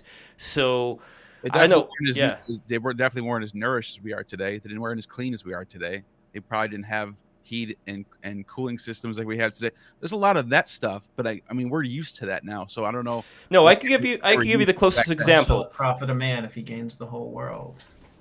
I mean, that's actually a really good point. As far as from a Christian standpoint, I would have to agree with you on that. From a Christian standpoint, they're more lined up with the Stoics, where like the early Stoic, the Diogenes, would just live on some hay on the ground with some, not even in a house. Well, but to look at the other side of it, like I am extremely glad, and I think that it's a positive thing from a Christian perspective, and I think it's a God honoring thing that humans were meant to extend the garden, the cultivated place, out into the rest of creation, to rule the earth and to subdue it. And I think that advances in medicine and technology that have resulted just in the last century in infant mortality rates dropping precipitously by historical standards, and in the vast majority of the world not living in subsistence level poverty for the first time in human history, are incredibly positive developments. I do have this little bit of an apocalyptic strain where I think that all of this was in some sense inevitable from the minute that Christ began his ministry. And you can see that in his prophetic utterances. I think it would be possible for someone who wasn't a Christian to think that some of Christ's prophetic utterances about, these things must come, and the idea of the and kind of later Christian ideas about the Antichrist or the man of lawlessness, which I take more to be a type than an individual, sort of like Nietzsche's last man type thing. But I think there's a sense in which you could argue, even from a secular point of view, that Christ's ministry sets off this cultural process, or injects this enzyme into history that has a wide variety of effects, some good and some bad, and that ultimately reaches its culmination in some kind of crisis, at which point humanity, by our definition of it, ceases to exist or becomes something else. In terms and I don't think of, and I think that's totally compatible with Christianity or with a secular point of view. Well, in terms of it being compatible with not a secular point of view, but not just with Christianity, possibly with something that came before or was during the time of Christianity, or maybe like a Christian heresy. I don't know, Neil, would there be examples of things that have occurred through the history of religion and philosophy that would have similar predictions of what is going on right now? Because before we were talking about people have all these different choices of what to go with. Why specifically would they go with Christianity if there may be certain other things that also tell a similar story about where we are right now? I don't know if any of this kind of stuff was as predicted by other sects, other religions, as it was by Christianity. So you're more of an expert on this than I am. So I don't know. You tell me. Not really. I think they all make claims that they can draw and they can interpret their scripture in any way that says, hey, look, this says this. It's ambiguous, but it meant this, and this is the time we're in. I mean, you even have sibling oracles. Even this is Christianity. You got some sibling oracles that are later on that talk about, Muhammad is Baphomet, and wearing a turban is the mark of the beast. So that idea changes over time. Not saying that today it couldn't win. Maybe we are in the end times. I'm saying I can't know that for sure. Not saying we aren't, but I'm saying I think depending on what religion you're in or what sect of Christianity you're in, they're all going to make those claims. So that's why I don't know. What do you guys think about that, actually? I mean, I'm certainly encouraged by the fact that every generation of Christians has, to some degree or another, thought they were living in the end times. Right. It's definitely true. Never hurts to be prepared. That's what I say. I know. Always Shay, keep your wick trimmed and your lamp full, right? Yes, exactly. Shay, what say you? Yeah, I was just going to say the exact same thing, but I was going to tie it back also to the fact that this is where part of my skepticism about religion comes from. Because when you see these claims repeated again and again that never come true, at least for me, you have to ask, well, what is the merit in those claims, and what is the merit in a system, an ideological system that makes those claims possible? Well, what I'll say is I don't think that the Book of Revelation is necessarily intended to provide a roadmap for predicting the future end of the world so much as it is setting out a pattern that repeats and intensifies itself over time, and will eventually reach some sort of culmination, but it's hard to tell where that culmination is if it repeats and intensifies itself every time. Like, just from our perspective, there's no way to tell when it's reached its apex. But the beast portrayed in Revelation is pretty clearly Nero, given the the kind of the numerology, what's the word for gematria. The number seems to be his name. It changes to 616 depending on the language, which matches up to only his name twice. Exactly. Somebody else is like 0. Mm-hmm. Yeah, he has a wound. He appears to have a wound that's healed. Yeah. By the way, the first beast, because Nero's the second beast. The first beast, they say, he had the power to rule for 42 months. If we look at the first 12 Roman emperors, Caligula had exactly 42 months to rule. Caligula was one of the worst. He was a have you ever heard Philo? And Philo tells a story. Philo tells a story about Caligula coming to Jerusalem, trying to put up a statue of himself naked in the temple, and then he's like forcing all the Jews in Alexandria to bow down and kiss him and worship him as Zeus, basically. And he was the first beast, clearly. Wow, but, great movie, by the way. Oh yeah, and another thing was about the apocalypse thing, because this could backfire. The Pope Sylvester in the year 1000, you guys can look this up. He called it. He said it's been 1,000 years, guys. The 1,000-year reign is over, like Revelation says. We have 30 years left. From now until 30, when Jesus was crucified, we have 30 years left. Everyone get ready. There was craziness happening in Rome, all over Europe. People were losing it, and nothing happened. So that could backfire. I think you're right about that. I don't think we should take the scriptures in Revelation and try to put end dates on it, because that's just that date's gonna come along. If it doesn't happen, then people are gonna be like, "What?" You know what I mean? In one of his books, interestingly, one of his early books, Tom Holland actually makes the argument that the year 1000 not being the apocalypse was the event that birthed the High Middle Ages, where after centuries of kind of malaise, that they realized the apocalypse was not imminent and sort of set about building this great civilization.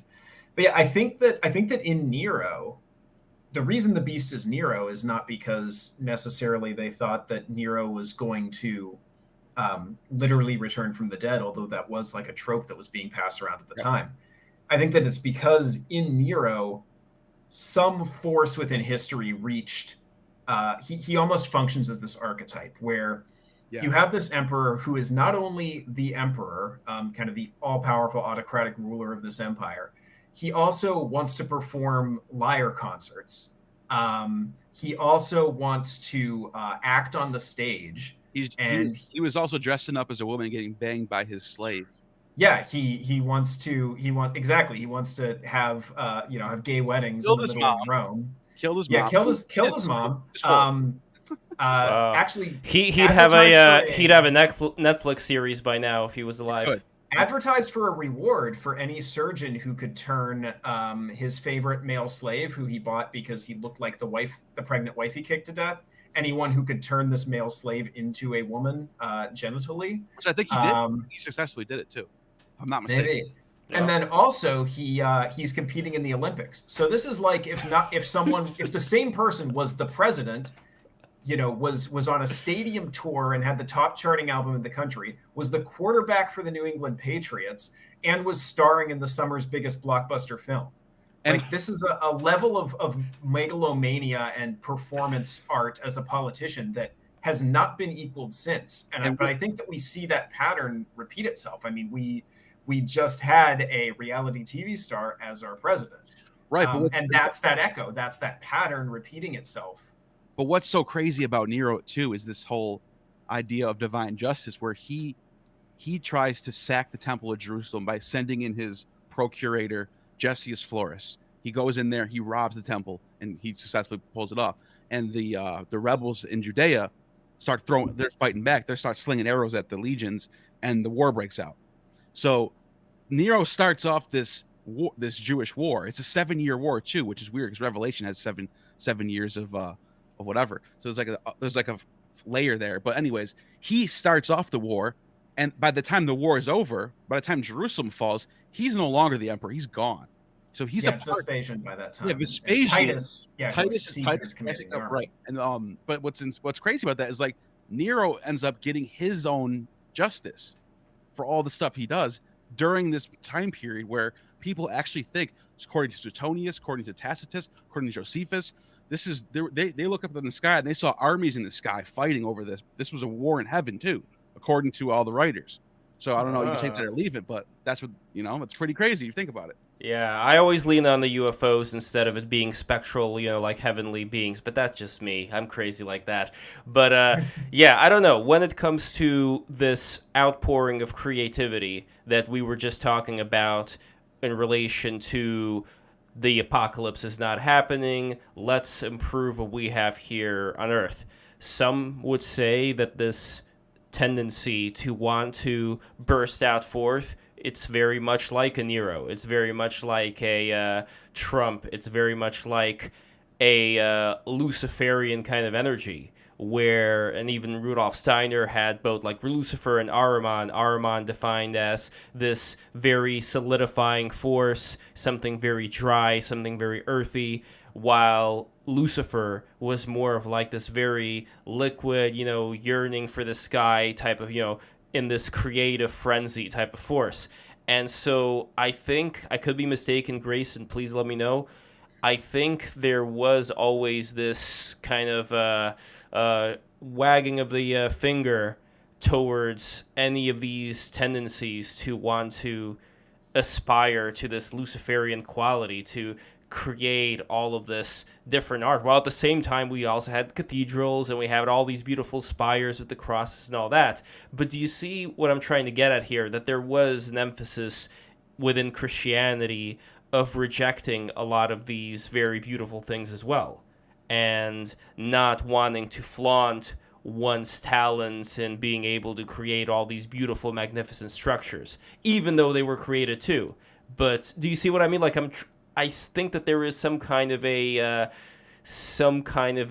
being torn asunder here. I don't know. I could be mistaken about that, but there were monks who did not like the glitz and the glamour, who flagellated themselves, who had this weird ass haircut, with the bald spot over here. So there was that, but then there were also the very beautiful cathedrals and the paintings. And in the Renaissance, I don't think it's a coincidence that when we had a lot more of those paintings and sculptures, we also had the return of the old gods. We had the return of all this paganism. So I don't know. What do you make of this dichotomy over here?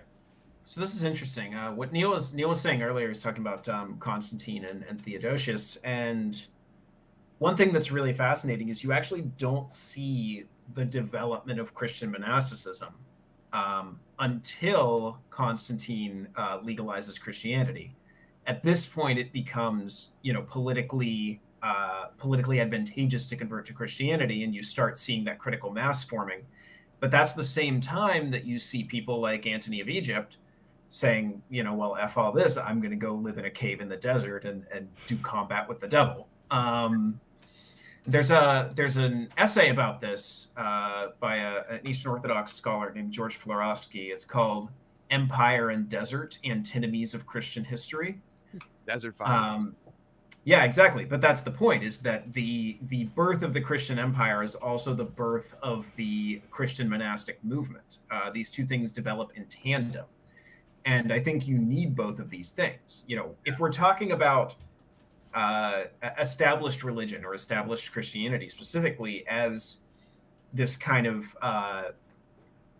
purely as this force that kind of imposes conformity and stagnation, then that's not what I am in favor of. But I don't think, thankfully, that that's the Christianity that we have. I think that, like I said, there's these paradoxes at the heart of it that form this kind of nuclear reactor core of Christianity, and that you keep seeing those play themselves out over the years.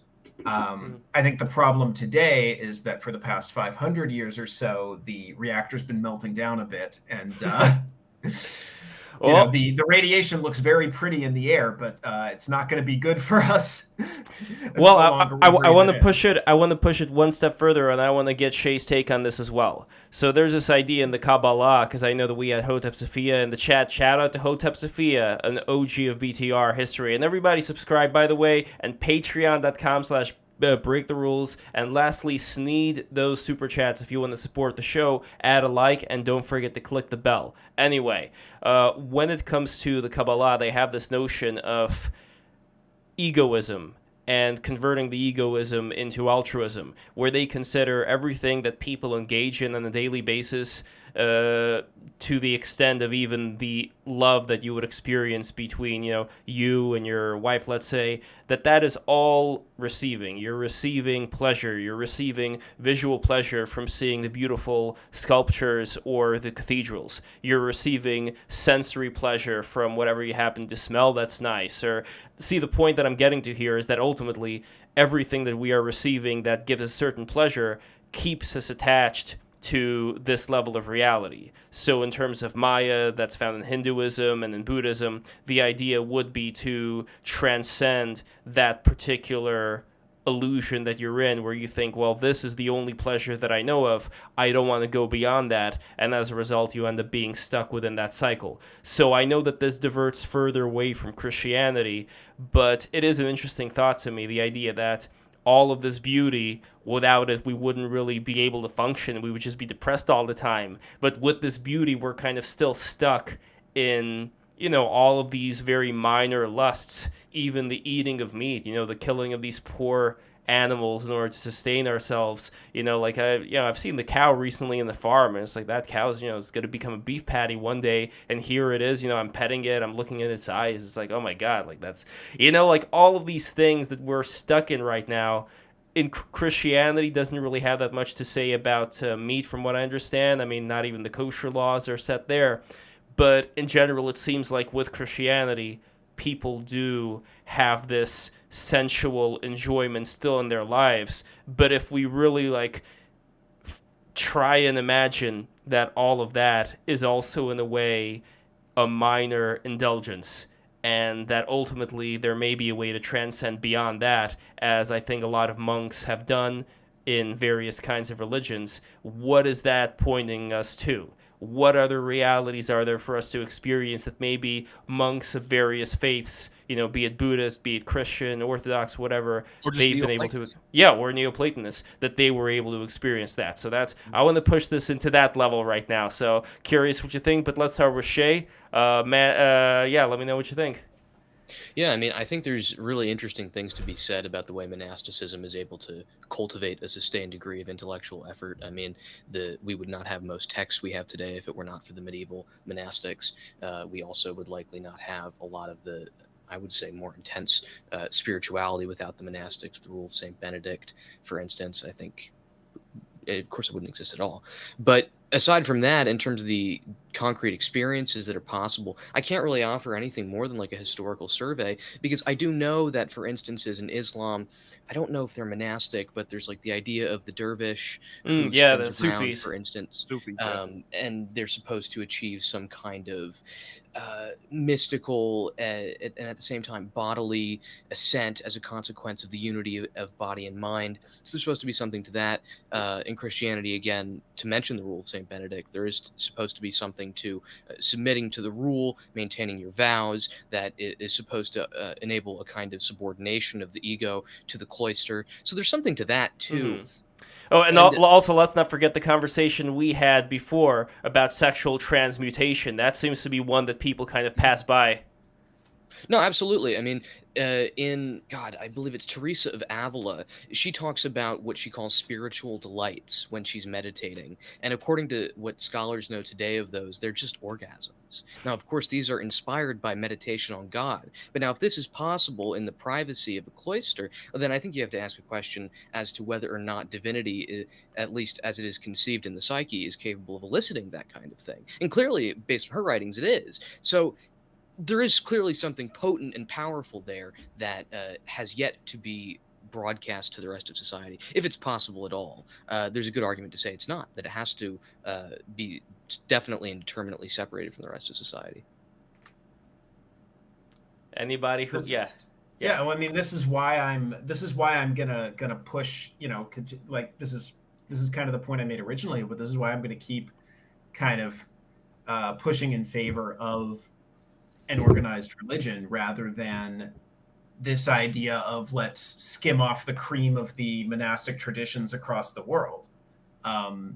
Because I think that only an organized religion gives you this sense of solidarity up and down the scale. So Teresa of Avila is a saint who was able to spend all this time in contemplation and to have these, to have these amazing kind of ecstatic visions. But Mother Teresa is also a saint who writes very movingly in her diaries about how for about 40 years, she never felt the presence of God in her life. And for that entire time, she was going out and binding up the wounds of people dying of leprosy, and just doing incredibly miserable work, listening to people scream as they're dying of horribly painful diseases. And, she's a saint. And then you have people who are just kind of simple farmers, or maybe, even in modern times, office workers who don't necessarily have time to spend hours in meditation and contemplation, and maybe don't have the intellect to read deep and profound mystical writings and theological books, but who do their best to love their neighbor and to make it to church, and to live a good life and believe and try to believe rightly insofar as their intellect can grasp these vast concepts. And yeah, I think that an organized religion, especially organized Christianity, can provide for all those people and meet them where they are. Because in Christianity, this is what St. Augustine says in Confessions during his Neoplatonic period. He says in Neoplatonism, the onus is on you to ascend to truth. And he says, to give Neoplatonism its due, Augustine says, from the Neoplatonists, I got most of what I found in Christianity, but what I didn't get is that the word became flesh and dwelt among us. What I didn't get is this idea that, I didn't have to ascend to the form of the good. The form of the good came down and was born in a cave and met us. And because of that, all of humanity, from the poorest and most servile to the most brilliant and enlightened, is ennobled and is blessed. That's very interesting, Grayson, and part of me agrees with what you're saying, but to push back, the other part of me, I guess, is the angel and devil on one shoulder, wants to push back by saying that is the journey that a person on something where they're, again, I know that Christians don't believe in reincarnation, but if we were to look at people who are born as paraplegics or have some kind of a horrible situation where they're not really able to live like a human being usually lives, and that is kind of it for them, there's no other way of going about it. For me personally, that's one of the hardest things of being able to accept, that human beings would only have one go of it, and some people just end up being just screwed up, just completely screwed, whether it's because of bad circumstances or because of some weird genetic thing that happened, chemicals in the water, whatever. So if we then take a step back and say, well, maybe not, maybe they're, and I know that Christians don't believe it, but if you go with me on this road for a second, if there is reincarnation, if there is another experience that a person can have over time, then is there a merit to, over time, being able to understand something as opposed to just having, I guess you could say, for lack of a better word, blind faith? Because if there is somebody out there who was convinced to do something because if they don't do it, then they're going to go into a pit of fire, I'm not sure if that is as noble as somebody who has been tested by temptation and understands more like what exactly evil is. What does it mean to hurt somebody? What does it feel like when somebody is hurt, when you are hurt? Having all these various experiences. And that, I think, is something where a person needs to confront evil and confront what exactly is good and what exactly is bad, as opposed to just always being the the lamb that's enclosed within the guarded wall of the guarded field. So that would be the other take, saying that the people who do end up achieving some kind of level of understanding, it may be something that everybody should aspire to, again, assuming there is reincarnation, to try and get to that level. Because if not, what are you really doing? Like, what are you here for? Why aren't you with the Godhead already if like, what is the point of this entire journey then, if not to understand? That would be the retort. And I don't know what you guys think. I guess before Grayson answers, if there's anything that Neil or Shay, if you guys have anything to add to that. I could throw something real quick. It reminds me of the Greeks, and there's actually the New Testament alludes to this too, where they have this agnoston theon, the unknowable or unknown God. They're just like, just in case there's a God that we haven't figured it out yet, we're looking for you. Like, and it almost is almost like I almost wonder if that's like what's wrong with that? Like, if you're admitting, okay, we don't know if there's a God, we don't know who it is. Is it Zeus? Is it Yahweh? Who is it? So why don't we just say, pray to the unknown God? And then Paul notices this thing, and he's like, you guys are looking for, he's right here. It's the Christ. But I just think it's that concept of like trying to get to it and not knowing it. I think there's something interesting about that. And I forgot what else I was going to say. Oh yeah, as far as the reincarnation thing, the Neoplatonists definitely have this idea of a transmigration of the soul, which comes from Pythagoras. And I almost wonder, because I know a lot of the theology of the early Christians is borrowing a little bit from the Middle Platonists, I think, especially Philo.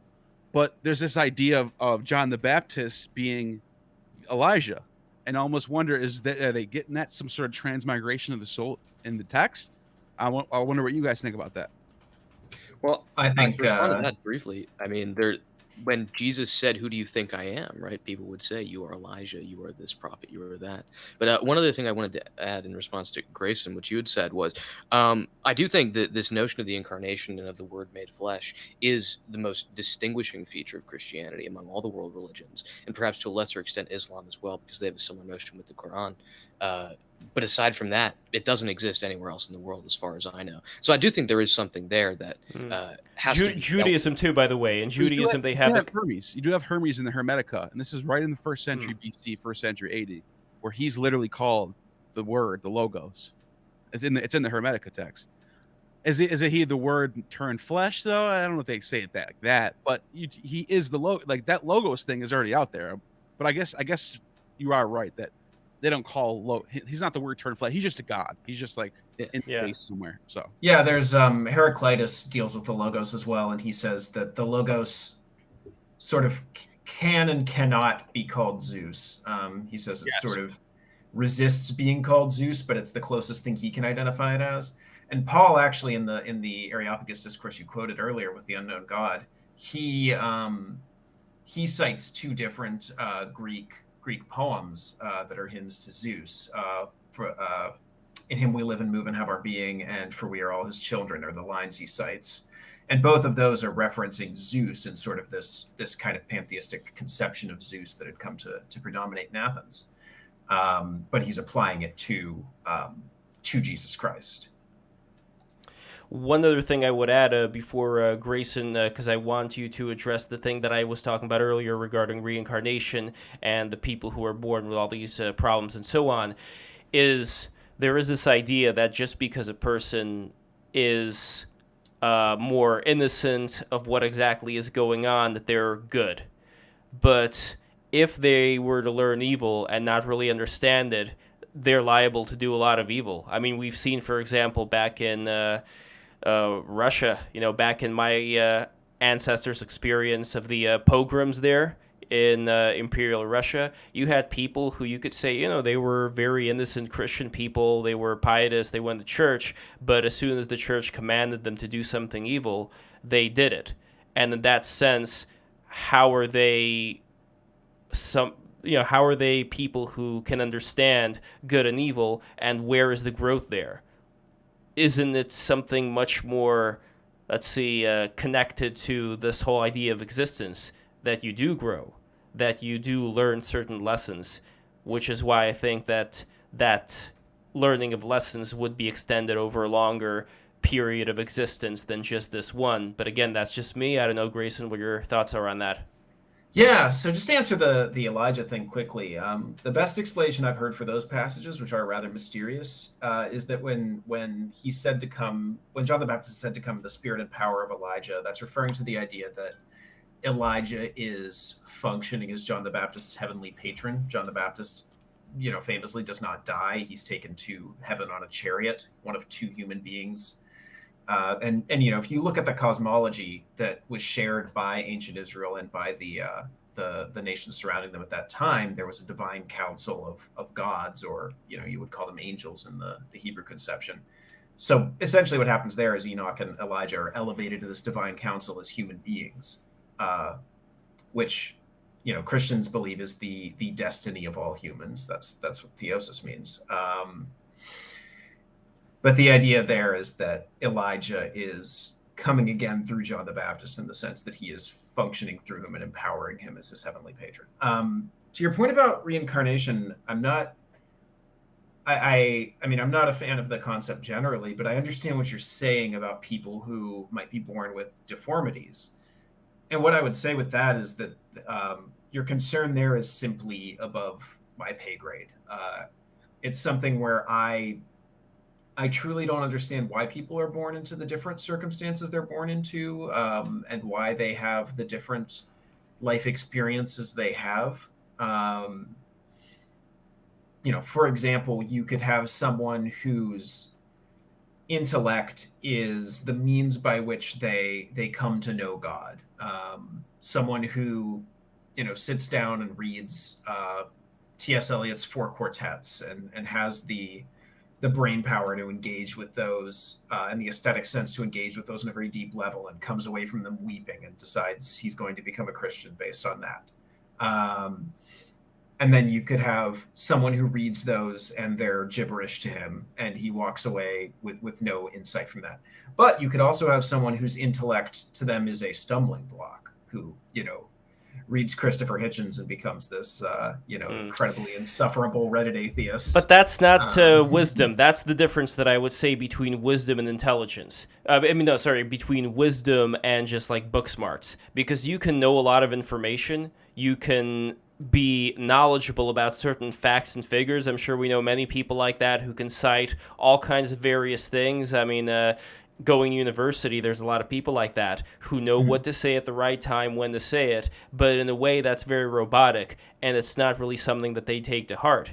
The difference, I'd say, is that you could have somebody who grew up in a peasant village or whatever who is generally wise, and I bet that if they were to, let's say, attend a class and like take some, books like early on in their childhood, maybe they would have been able to be like an Anton Chekhov, whose father was a Russian serf. So sure. The point that I'm saying here is that I think that there is this idea of wisdom which should be emphasized, as opposed to just learning a bunch of factoids. And I want to make sure that we maintain a difference there. And then the question is, would we have people who are otherwise not smart, who are not wise, who are nevertheless heavenly inspired? Or is wisdom some kind of quality? I know it's kind of ephemeral when I'm saying, like, what is wisdom? How can we grab wisdom and, hold it? But would you say that there is wisdom?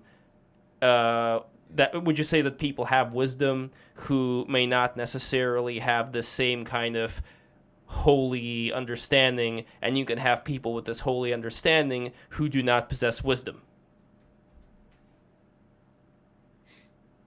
I No, don't I would know. absolutely say so, but it's going to depend on what the referent of wisdom is. I mean, you talk about philosophy, that's love of wisdom. You could talk about theosophy, that's God wisdom. Of course, that now has an esoteric connotation.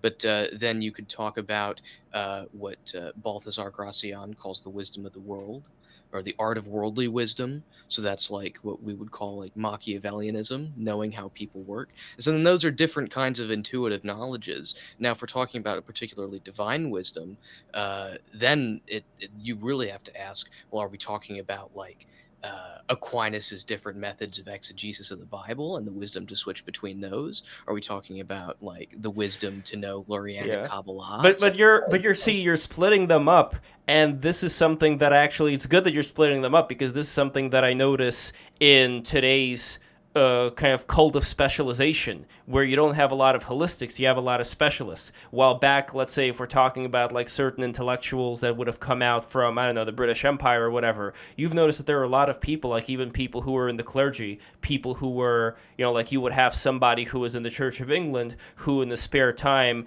invented something that now we use all the time, like you would have these people who are just genuinely interested in how various things work, how everything comes together, and they have a certain cleverness about them where I can't really say that it's right to just completely separate all of these. In general, I think somebody who is able to figure something out about life in one sense, they'll be able to figure something out about the Lurianic Kabbalah or whatever if they just spend enough time on it. Like, that's something that I think curiosity, whatever you want to call it, that kind of quality, that is something that you could see in people, and that is something that you don't see in other people. So going back to what Grayson was talking about earlier, my one pet peeve with always talking about, like, blessed are, I'm not going to be the person to say blessed are the stupid. I'm going to be the one to say that there are various societies today where they have very harsh punishments for people who commit, very, petty crimes or stealing or whatever. They chop your hand off.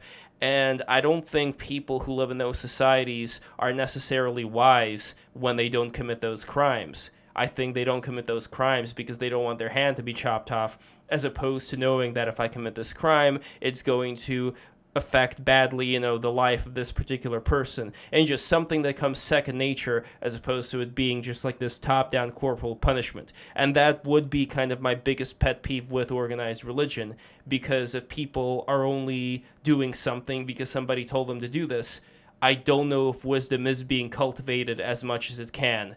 And I don't know whether this is just an 80-20 thing, or more of like a 99 and 0.01 thing. But I don't know. That's the big question for me here, whether we can get out of that, whether we're always going to be within that state. So I don't know what you guys think. And we're going to be concluding this pretty soon with like a final comments. But yeah, let me know what you guys think about that before we do that. Well, I think what you're getting to here is this idea that often comes up when you talk about kind of organized or traditional religion, and it's interesting because it's one of the areas where modern liberalism, that's kind of the water we're all swimming in, and influences us to degrees that we can't even fathom, clashes with that organized or traditional religion idea, and that's the idea that something must be freely chosen in order to be valuable, right?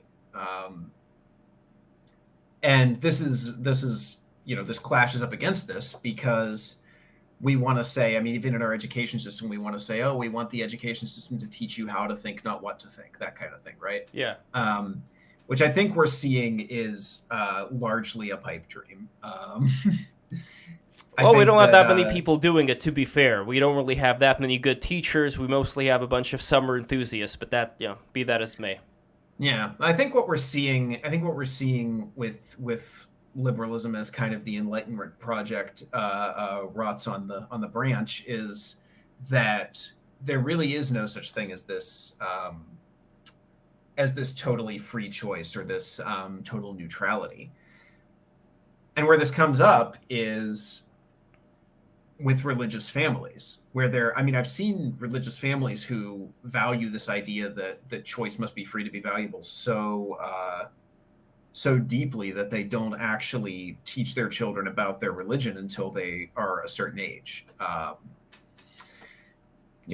that is, I've heard of that happening, but it's a huge outlier. Like almost every family I know that's religious is going to, if they're from a Christian tradition that does this, baptize their child at birth, and then teach them, with picture books and songs and so on from the time they're very, very small, to be a Christian or to be whatever religion they're raising this child in. And I don't think that's a bad thing. I reject the idea that something has to be freely chosen in order to be valuable. Part of the reason I reject that is the idea of freely chosen is itself kind of without limit. You might say that we're all constrained to varying degrees by our material conditions. So there are certain things that I haven't made my mind up on, theologically, but on a number of topics that I simply don't have time to sit down and spend hours and hours and days and months reading all the books on this topic. Because I have to work and provide for my family. So that's one issue, is that we just simply don't all have unlimited leisure to investigate these questions and to make free choices. We're all constrained by material realities to one degree or another. I can only be in one place at one time, for instance. Now you can transcend all of these material constraints by, uploading all of our consciousnesses into the metaverse and achieving the singularity, but I don't want that. That sounds horrible. Probably happening soon too. Yeah. Well, no. The reason why I don't like this You idea guys of enjoy it. I'll be here banging two rocks together. Yeah. No, the reason why I don't like that whole idea of us being in the VR scape is because we have this, and I bring this up a lot on the show. We have this artificial thing that's doing the calculations for us. This is the same reason, I know Neil and I disagree on this, but this is the same reason why I'm not a big fan of psychedelics, because you have this outside thing that's doing something for you, as opposed to you using your willpower to transmute whatever sexual energy you have in order to achieve something that you were not able to achieve before. And it's a step-by-step thing, and people slip up and whatever. But the point is that I think people are capable of understanding something more than they have before, while not necessarily having to go through the motions of only whatever it is that they were taught. And this is something that takes time, and it's not going to be something for everyone. And I completely understand, Grayson, your point about people all of a sudden thinking that they're like this, big mofo that's much better and holier than everybody, than the peons, which is complete BS. Because again, whatever level people end up going into, there's no telling how much more there is to discover there. So I think it's very egoistic to think that once you reach some kind of understanding, then now all of a sudden you're like the goat that's on top of a couple of barrels, and you think yourself so highly. So I don't know. Yertle the turtle, right? Yeah, exactly. Yeah. So let me just wrap up my point. Sure. And that'll sure. be my final word, I guess. So we tend to view ourselves, like our true selves, whatever, this very individualistic, weird idea we have.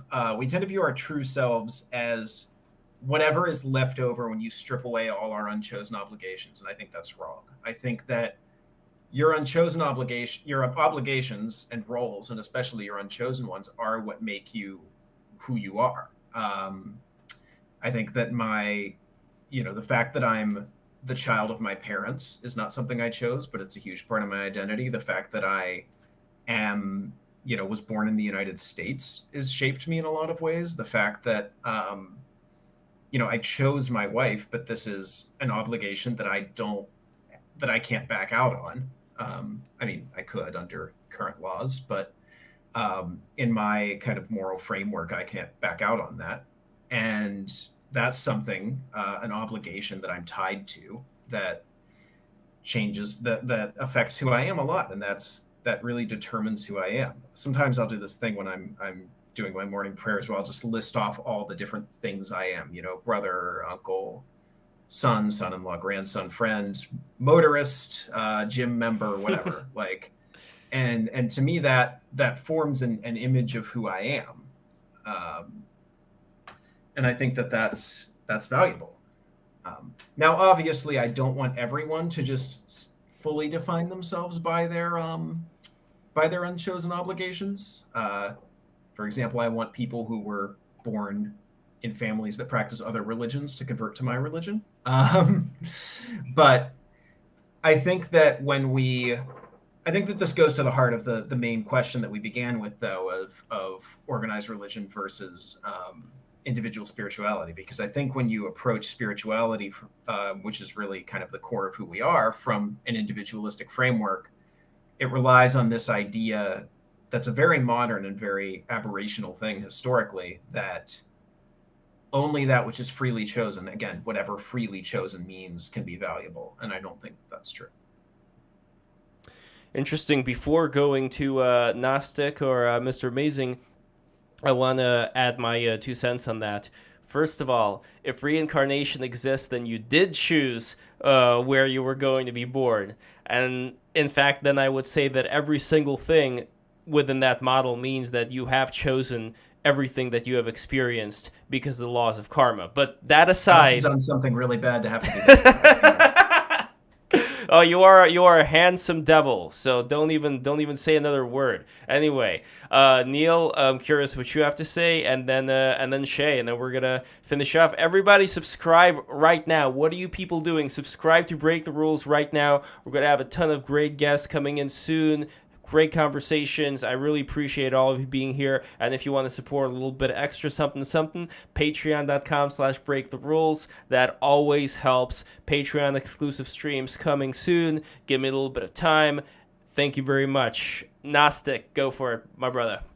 Yeah, so one of the things that I noticed from studying the ancient world and ancient religions is, for example, someone like Philo, who talks about there's this procedure called the 49th evening. It's the Sabbath of Sabbaths, and it's 7 squared. And he brings up this comparison between this ancient rite of the Jews and how he noticed that the Pythagoreans are doing the same thing, wearing white and everything, singing hymns, eating food, bringing out bread and wine, and singing harmoniously, having an ecstatic religious experience. And Philo is looking at this and saying, wow, the Greeks have Plato's like another Moses, basically. He's very holy. Pythagoras, he's pointing this out. And I think what happens when Christianity comes along, it recognizes these things, and you get this marriage of Greek wisdom and Jewish piety. And I think when you look at these early Greek, we call them Gnostics, they're not really Gnostics, they're just Christians. They're just different Christians, different variety of Christianity. And I think that's what religion's supposed to be doing, getting to that ecstatic state of harmony with your fellow co-religious people, right? That's what I think people should be more trying to get to, rather than ours is right and yours is wrong. So that's my little final spiel, and yeah. All right, the only 2 cents that I would add, since I had 2 cents to Grayson, I'm gonna add 2 cents to yours. It would be that I don't know with how much. Inflation, maybe better do 5 cents. Yeah, 5 cents. I don't know how much time people have in their day to do a lot of things of that nature. Like, I agree with Grayson that a lot of these things that determine who you are, you only have a limited amount of time with the education that your parents give you and your community gives you. You're going to be absorbing a lot of that stuff. And a lot of kids are going to be absorbing TikTok today and Xi Jinping, Winnie the Pooh, sitting there and, typing in the algorithms to make all the girls do those robot dances, drive them nuts. But anyway, that's something we're going to have to work on later.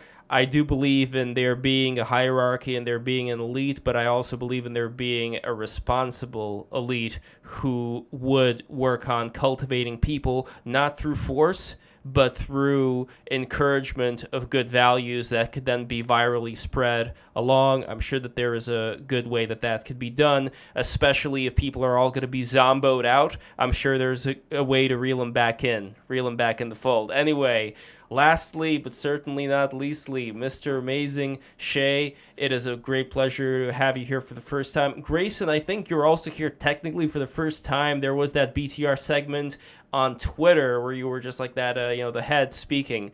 I did the Battle for Based stream. Oh, that's right. All right, yeah, Battle. Okay, so it's not your first time here, but it is a great pleasure to see you here. So, Mr. Amazing, you've got the last word. Take it away.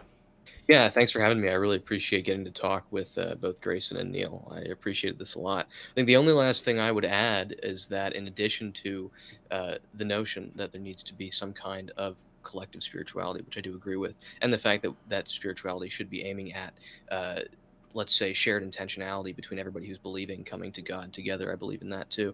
I think there needs to be a space in addition to a top-down direction of doctrine and practice for a bottom-up trickling up of the progressive reformation of religions and of any spiritual practice so that people can be on the same page and that dissent is not diminished, so that the entire spirituality doesn't collapse into complete stagnation.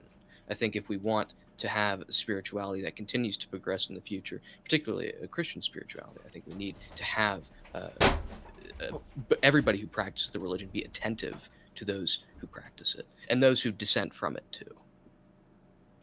Excellent. So before we conclude, before we do the promos, because I want you guys to promote everything and anything that you have, I want to say for all the people who are enjoying this conversation, if you want to join BTR to continue on this conversation, we have a Discord, and I'm going to put the Discord right now in the chat. So listen, guys, become a member of the Discord today. You are not going to regret it. There is a great community there of people that I've met throughout the years of doing BTR, and these are all very curious, interesting people talking about the similar things that are being talked about here. And if this is your first time on BTR, what mainly it does is it brings people together who otherwise would never really have a chance to speak to each other. So that is something that I am very committed to doing, and I really appreciate all your help. And lastly, again, patreon.com/breaktherules. If you become a patron, you're going to get a lot of wonderful prizes, including these beautiful magnets that you see on the screen right now, created by my father, Alexander Polyakov. This is $20 tier reward, these beautiful magnets. For the $50 tier, you are going to get a custom magnet, and if you're a fan of Styx, Hex and Hammer 666, which I know some of you guys are, you're going to get a magnificent Styx dragon. Go to Patreon, you're going to see that beautiful dragon, so you know what I'm talking about. So anyway, with that being said, final promos, whatever you guys are working on. Let's start with Neil. What do you got? Just check me out at youtube.com/Gnostic Informant. I pretty much upload mostly every day. Sometimes take a day off, but yeah, mostly every day. I just uploaded a video today about Carl Jung's Gnosticism, his version in the Red Book that he gave us so nicely, and so that comes out tomorrow. I'm hosting John Dominic Crossan. I don't know if you guys know who he is. He's a Christian. He is a very famous Christian, actually. He's going to be on my show live at 2:00. So if you guys want to watch that, we're going to talk about Luke and Paul, the depiction of Paul in Acts, and then comparing it to just kind of have an open conversation about those two things. The man is a beast. I mean, we're talking about, the beast from Revelations. Neil is the beast personified. The amount of work that you're able to do, I don't understand it. Plus, you got that beard going on, like the hairy, so. Getting ready. Yeah, exactly. All right, Grayson, you're up next. So I'll plug, you can see most of my writing at the Spectator World. That's where I get most of my stuff published. I just had a piece come out about the ways in which I felt that the original Game of Thrones series actually preserved a lot of the wisdom of Tolkien, even though it presented itself as being subversive of Tolkien. Nice. And how I'm not expecting great things from the spinoff. Mm-hmm. I have a piece coming out soon about the idea of competence and how competence is the way to happiness, I suppose. That should be out tomorrow. Unfortunately, most of it's paywalled.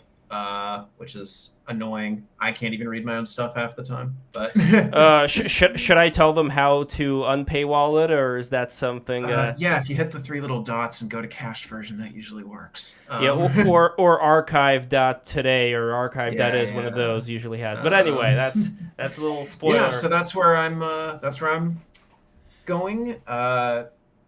Beyond that, I don't really have a whole lot of I don't really do video content much, and I very much admire the two of you who are able to do all this video content.